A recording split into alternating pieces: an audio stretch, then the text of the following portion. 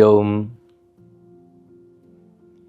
नमोस्तुनन्ताय सहस्रमूर्तये सहस्रपादाक्षिशिरोरुबाहवे सहस्रनाम्ने पुरुषाय शाश्वते सहस्रकोटि युगधारिणे नमः। एक बार पुनः मैं Pandit Narayan Bhatt friends world TV के माध्यम से आप सभी श्रोताओं और दर्शकों को नमस्कार करते हुए आज हम जो श्रीमद् भगवत गीता है, जो हमारे धर्म का अत्यंत ही महत्वपूर्ण ग्रंथ है, विश्व का हर विद्वान जिसके सामने नतमस्तक होता है, उसके विषय में थोड़ी सी अधिक जानकारी लेकर के आया हूं। जैसा आप जानते हैं कि भगवान वेदव्यास ने कलयुग के प्रारंभ होने से पहले ही ज्ञान को लिपिबद्ध कर दिया था। इसलिए हमारे जो अपौरुषीय वेद हैं, अपौरुषीय इसलिए कह रहा हूं क्योंकि किसी व्यक्ति ने नहीं लिखा है उसको, वो ज्ञान स्वयं भगवान के मुख से प्रवाहित हुआ। ऐसे वेदों का जो ज्ञान है उनको उपनिषदों के माध्यम से और उसके बाद में गीता जैसे धर्म ग्रंथों के माध्यम से जन साधारण तक पहुंचाने का प्रयास हुआ है। समय के अनुसार से भाषा बदलती है, समय के अनुसार से हमारा व्यवहार बदलता है। तो ज्ञानी हमारे महापुरुष जो गुरु हैं, उस समय के अनुकूल जो भाषा है, जिस भाषा में हम अपने ज्ञान को समझ सकते हैं, उसके अनुसार से ज्ञान को परोसा करते हैं। तो गीता वेदों का और उपनिषदों का सार है। सार माने जूस है, और उसको निचोड़ करके पिलाया गया है। गीता रूपी माने उपनिषद रूपी गाय का जो दूध है, दुग्ध, वही गीता है। इसको अमृत कहा गया है, गीता अमृत। कहा यह गया है कि यदि गीता को हम ठीक से समझ लें ना, एक तरह से हम पूरी सनातन संस्कृति को समझ लेंगे, और जिसके माध्यम से हमें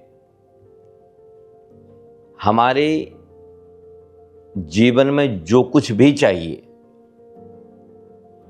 हम किस तरह से कर्म करें और किस तरह से जीवन को सफल बना करके मुक्ति के मार्ग तक जाएं, ये सारी चीजें गीता में विस्तृत रूप से है। ये जो श्रीमद् भगवत गीता है ना, महाभारत का एक अंश है। तो मैं थोड़े से नोट्स आपके लिए लिख करके लाया हूँ, उसी के आधार पर चलेंगे। तो जो गीता जो है, ये महाभारत भीष्म पर्व से लिया गया है। उसमें पर्व हैं और उसमें से भीष्म पर्व के अंतर्गत ही गीता का ज्ञान भगवान ने अर्जुन को दिया है। इसमें आप जानते हैं 18 अध्याय हैं, 18 चैप्टर्स, और 700 श्लोक हैं इसमें सज्जनों। गीता में ऐसा कोई विषय नहीं है, सृष्टि से लेकर के सृष्टि, स्थिति और विनाश, ये 3 अवस्था जो है, इसके अंतर्गत जो कुछ भी चाहिए वो सब गीता में है। माने गीता को यदि हम ठीक से समझ लें, गीता सुगीता कर्तव्या किमन्ने ही शास्त्र विस्तरय, ये कहा गया है। गीता को यदि हम ठीक से कर लेना, अन्य शास्त्रों के विस्तार में जाने की आवश्यकता नहीं है। ग्रंथ, बहुत सारे ग्रंथ पढ़ने की आवश्यकता नहीं है। गीता को ठीक समझ लेंगे तो जीवन को ठीक से समझ लेंगे। तो मुख्यतः गीता में ज्ञान, कर्म, भक्ति, योग, इन 4 मार्गों की चर्चा है 18 अध्यायों में। तो सबसे पहले गीता का प्रारंभ होता है जब अर्जुन युद्ध के मैदान में अपने अस्त्र फेंक देता है। वो कहता है कि मैं नहीं लड़ूंगा, अब युद्ध नहीं करना है मुझे। उसको वैराग्य हो जाता है। उसको वैराग्य से भी ज्यादा मोह होता है। उस मोहित अवस्था में भगवान उसको, माने अर्जुन को, उसका कर्तव्य याद दिलाते हैं। बस जब हम जीवन से थक हार जाए ना,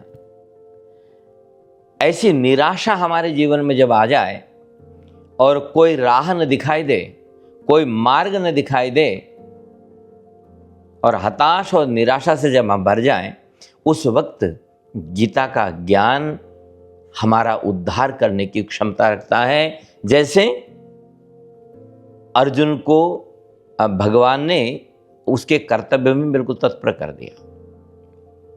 महात्मा गांधी जी का प्रसिद्ध वाक्य है कि मैं जीवन में जब भी हताश होता हूँ, निराश होता हूँ, गीता का कोई न कोई अध्याय खोलता हूँ तो मुझे नई चेतना मिलती है। आप जानते हैं, प्रसिद्ध वाक्य है महात्मा गांधी जी का। तो गीता के पहले अध्याय में अर्जुन विषाद है और दूसरे अध्याय में भगवान सांख्य योग की चर्चा करते हैं। और सांख्य योग माने ज्ञान और विज्ञान की चर्चा मैं आगे करूंगा संक्षिप्त रूप से, लेकिन ज्ञान में उसको बोलते हैं सांख्य योग। और सांख्य योग की जब बात आती है तो थोड़ा सा क्लिष्ट होगा, कठिन होगा समझने में आपके लिए, ठीक है।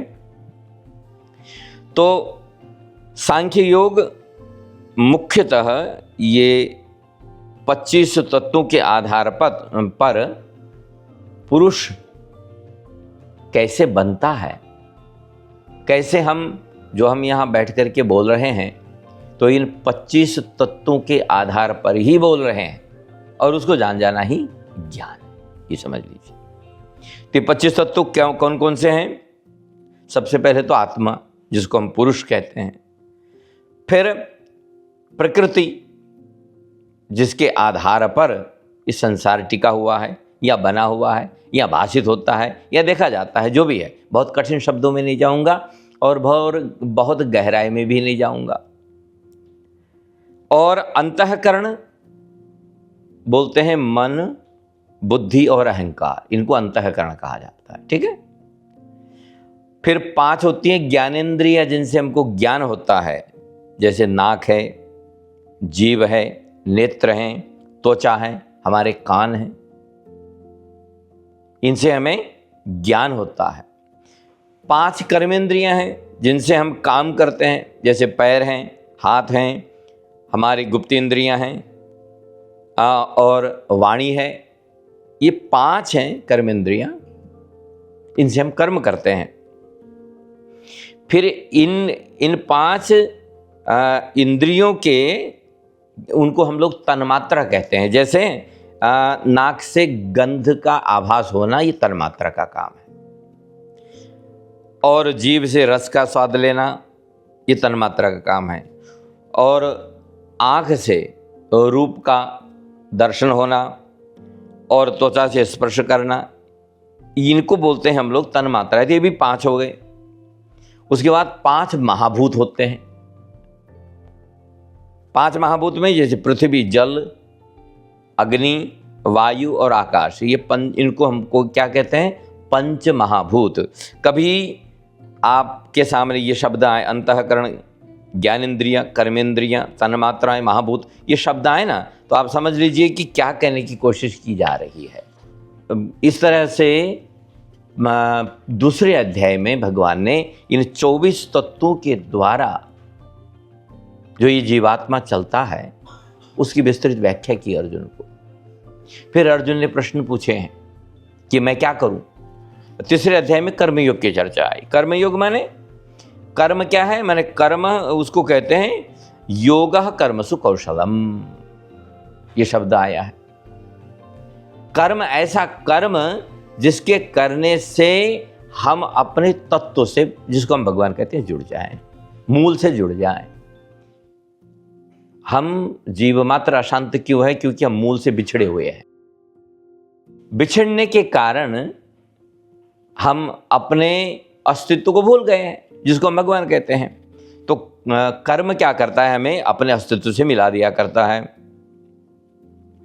तो तीसरे अध्याय में कर्म की चर्चा की, चौथे अध्याय में कर्म, अकर्म, विकर्म इनका वर्णन किया, कि 18 अध्याय है ना। और फिर यज्ञों का स्वरूप बताया, ज्ञान यज्ञ का वर्णन किया। इस तरह से बहुत सुंदर है, कभी गीता पढ़िएगा और उसमें आपको बहुत कुछ सीखने को मिलेगा। फिर 5वें अध्याय में भगवान कर्म संन्यास नामक योग की चर्चा करते हैं। कर्म संन्यास क्या है? तो यहाँ लिखा है कि जीवन के जितने कर्म हैं सबको भगवान को समर्पित कर देना, यही कर्म योग बताया गया है। तो 5वें अध्याय में तो इस तरह से भगवान ने गीता में बहुत सुंदर सुंदर ज्ञान दिया। और भगवान ने कहा कि यदि हम ठीक से कर्म कर लें तो और कुछ करने की आवश्यकता नहीं, कर्म करने मात्र से हमें भगवत प्राप्ति या मुक्ति हो सकती है। इस प्रकार बड़ा सुंदर ज्ञान दिया है। और उसके बाद में भगवान ने 6ठे अध्याय में आत्मसंयम माने योग कैसे करना चाहिए, कैसे बैठें, कैसे उठें, कैसे बोलें, आंख बंद करें तो किसका ध्यान करें, कहाँ ध्यान करें, ये बढ़िया 6ठा अध्याय आप पढ़िए यदि आप योग के माध्यम से भगवान से जुड़ना चाहते हैं। 7वें अध्याय में भगवान ने ज्ञान विज्ञान, ज्ञान क्या है, विज्ञान क्या है, इसकी चर्चा की है। तो ज्ञान से विज्ञान का जन्म होता है और ज्ञान के बिना विज्ञान अधूरा है। बहुत कुछ बोला जा सकता है, लेकिन ये समझ लीजिए कि विज्ञान से सांसारिक ज्ञान मिलता है, जैसे जनरल नॉलेज। तो ज्ञान क्या करता है? ज्ञान अनुभव से मिलता है और विज्ञान प्रयोग से मिलता है, ध्यान रखिएगा। फिर 8वें अध्याय का संक्षिप्त परिचय सुन लीजिए। 8वें अध्याय में अर्जुन ने भगवान से प्रश्न पूछे बहुत सारे। जैसे भगवान से पूछा कि ब्रह्म क्या है, अध्यात्म क्या है, कर्म क्या है, ये अधिभूत क्या है, अधिदैव क्या है, ये सब शब्द हैं। तो इन सब की चर्चा उत्तर भगवान ने अर्जुन को बड़ी सुंदर भाव से दिया है। और हे कृष्ण, दृढ़ मन से आपकी भक्ति में लीन रहने वाले मनुष्य मृत्यु के समय आपको कैसे पहचानते? बड़ा सुंदर शब्द है। और हम किसी एपिसोड में मृत्यु के बाद आत्मा की क्या गति होती है उस पर भी चर्चा करेंगे। भगवान ने कहा अर्जुन को संक्षिप्त रूप से कि वे जो शरीर त्यागते समय मेरा स्मरण करते हैं वे मेरे पास ही आते हैं। और वैसे कहावत आप जानते हैं, अंते मति सो गति, ऐसा हमारे बुजुर्गों ने कहा है। तो मरते समय भगवान का ध्यान आ जाए तो अवश्य कल्याण हो जाया करता है। फिर 9वें अध्याय में भगवान ने बड़ी सुंदर चर्चा की और 9वें अध्याय में बताया गुप्त से गुप्त ज्ञान, इसको बोलते हैं राजगुह्य। ऐसा ज्ञान जो सबको नहीं दिया जा सकता है। माने जब अर्जुन अधिकारी हो गया तब ये राजगुह्य ज्ञान भगवान ने दिया। फिर 10वें अध्याय में अपनी विभूतियाँ दिखाई, विभूतियों की चर्चा की। 11वें अध्याय में भगवान ने अपने जो है विराट रूप का दर्शन कराया।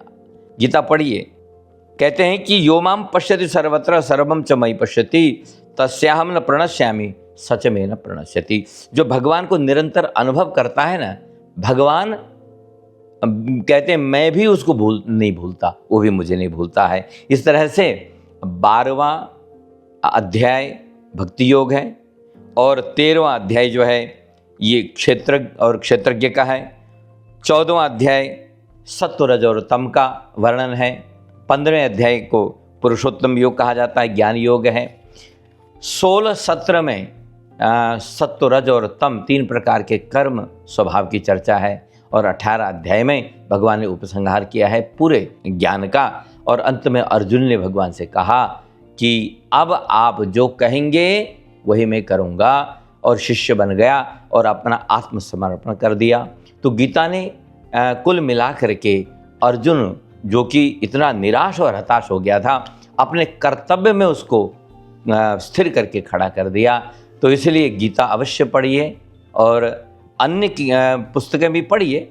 ये महीना जो है ये मार्गशीर्ष का महीना है, जब हम यहाँ बैठ कर के आपसे चर्चा कर रहे हैं। और ये मासाना मार्गशीर्षो, हम भगवान ने कहा कि मैं महीनों में मार्गशीर्ष हूँ, और इसी महीने में भगवान ने अर्जुन को गीता का ज्ञान दिया था। तो गीता के विषय में ये 2-4 शब्द मैंने कहे हैं, विद्वान लोग क्षमा करें, और बाकी आप सब इस ज्ञान से लाभान्वित हों।